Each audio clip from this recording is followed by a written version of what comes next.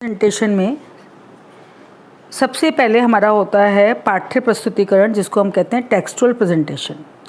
तो आंकड़ों को जब हम पाठ्य प्रस्तुतिकरण के द्वारा प्रदर्शित किया जाता है तो उसको हम पाठ्य प्रस्तुतिकरण कहते हैं। यानी कि जब आंकड़ों को पाठ्य के रूप में प्रस्तुत किया जाता है। पाठ्य के रूप का मतलब है, इंग्लिश में भी देख लीजिए definition, in form of text. Informal text का मतलब है कि जिसको हम पढ़ सकते हैं। टेक्सुअल प्रेजेंटेशन मीन्स रीडेबल, जब हम उसको रीड कर सकते हैं। और ये हमारा कब वर्क करता है, जब हमारे पास डेटा बहुत स्मॉल होता है।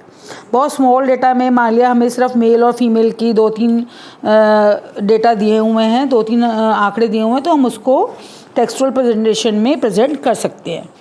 अब उसके बाद सेकंड जो हमारा आता है वो हमारा होता है मीनिंग टेबुलेशन मेथड, यानी कि सारणीयन जिसको हम बोलते हैं। टेबुलेशन का मतलब है जब सांख्यिकी आंकड़ों को पंक्तियों और स्तंभों के रूप में व्यवस्थित किया जाता है तो उसको हम कहते हैं टेबुलेशन, जो कि आपको सिखाया गया है। इंग्लिश में भी मैं सिखा देती हूँ कि जब आंकड़ों को tabulation is a systematic presentation of numericals data in rows and columns। अब rows and columns के लिए देखिए मैं इसका एक एग्ज़ाम्पल ले लेती हूँ। इसका एक जो हमारे पास फॉर्मेट बना हुआ है वो ले लेती हूँ। यहाँ पर देखिए हिंदी में आपके पास है और आपके सपोर्टिंग मटेरियल में भी है कि ये एक इसका ढांचा है। अब ढांचे में आप देखिए फॉर्मेट ऑफ टेबल में क्या है। सबसे पहले तो हमारे पास सारणी संख्या होनी चाहिए, उसके बाद शीर्षक यानी कि जिसको हम कह रहे हैं टॉपिक होना चाहिए। इसके बाद हमारे पास शीर्ष, यदि कोई टिप्पणी है अगर कोई, तो उसके बाद हम ले लेते हैं उपशीर्षक यानी कि सम शीर्षक जिसको हम कहते हैं कैप्शंस। और अगर वो एक वेरिएबल है तो उसको एक वेरिएबल में डिवाइड कर देते हैं, दो वेरिएबल हैं तो उसको दो वेरिएबल में डिवाइड कर देते हैं। यहाँ पर देखिए इन्होंने 4 लिए हैं और तो इसका मतलब 4 पार्ट्स में इनको डिवाइड किया है। अब यहाँ पर अगर हम गए, ये तो वर्टिकल हमारा हो गया जिसको हम कह रहे हैं कॉलम्स हो गए। अब रोज़ के बारे में अगर हम देखें, जिसको कहते हैं हम पंक्ति शीर्षक, जिसको स्टब भी बोलते हैं, इसको कैप्शंस कहते हैं और इसको स्टब्स कहते हैं। तो यहाँ पर हम इस तरीके से जो हमारा हॉरिजॉन्टल है ये हमारा कहलाता है पंक्ति शीर्षक, या जिसको हम कहते हैं रोज़ स्टब्स भी कहते हैं और रो एंट्रीज भी कहती हैं। अब इसके बाद अभी मैं आपको सवाल भी दिखाऊंगी। उसके बाद नीचे होता है हमारा स्रोत नोट यानी कि सोर्स नोट, और फिर होता है हमारा टिप्पणी यानी कि अगर कोई हमारे पास फुट नोट है। तो ऐसा ही बिल्कुल इंग्लिश में भी है कि अगर हम कहें सबसे पहले हमारे पास टेबल नंबर है। टेबल नंबर आपको मालूम है कि आपने जितनी भी आपके पास किताबें हैं, जितने भी हमें डेटा दिए होते हैं उनमें सब में टेबल नंबर लिखे होते हैं।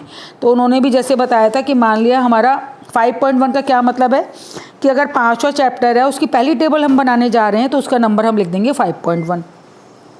ऐसे ही अगर हमारा 6वां चैप्टर होता तो हम लिख देते 6.1। सेकेंड टेबल होगी तो लिख देंगे 6.2। इस तरीके से हम टेबल नंबर डालते हैं।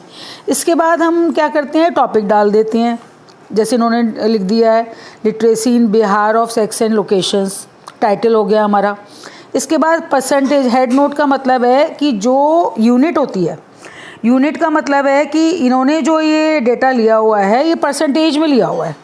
अगर ये हमारा सिर्फ कुछ नहीं लिखा होता, इसका मतलब सिर्फ सिंपल नंबर होता, 1000 में होता तो 1000 लिख देते, अगर हमारा हंड्रेड्स में होता तो हंड्रेड्स लिख देते। तो हेड नोट जो है वो परसेंटेज को दिखाता है। अब इसके बाद ये हो गया हमारा, यहाँ पर हमने ले लिया जिसको हम कहते हैं कैप्शंस। कैप्शंस में हमने क्या लिया, लोकेशन लिया और उसको रूरल और अर्बन में डिवाइड कर दिया, यानी ग्रामीण और शहरी में डिवाइड कर दिया। और लास्ट कॉलम हमारा होता है टोटल का। और इसके बाद हम यहाँ पर अगर जो हम हॉरिजॉन्टल ले रहे हैं ये हमारा होता है स्टब नोट्स, जिसको हम कहते हैं पंक्ति शीर्षक। तो पंक्ति शीर्षक हमारे क्या है, मेल और फीमेल। तो ये हमारा होता है रो हेडिंग्स हैं, रो एंट्रीज हो गई, कॉलम यहाँ पर ये जो है हमारे कॉलम हेडिंग्स हो गए। अब देखिए इसमें इम्पॉर्टेंट क्या है कि जैसे हमने मान लिया रूरल का यहाँ पे टोटल किया, अर्बन का टोटल किया, अब इन दोनों का टोटल यहाँ पर, और यहाँ पर जो हम वर्टिकल टोटल कर रहे हैं ये वाला टोटल इधर इस तरीके से, सॉरी हॉरिजॉन्टल टोटल जो हम कर रहे हैं इन दोनों का टोटल यहाँ पर और इन दोनों एंट्रीज़ का टोटल यहाँ पर। तो इन दोनों का टोटल और इन दोनों का टोटल कैसा आना चाहिए, सेम आना चाहिए। यही हमारी टेबल की जो है पहचान होती है कि हमारी जो टेबल है सही बनी हुई है।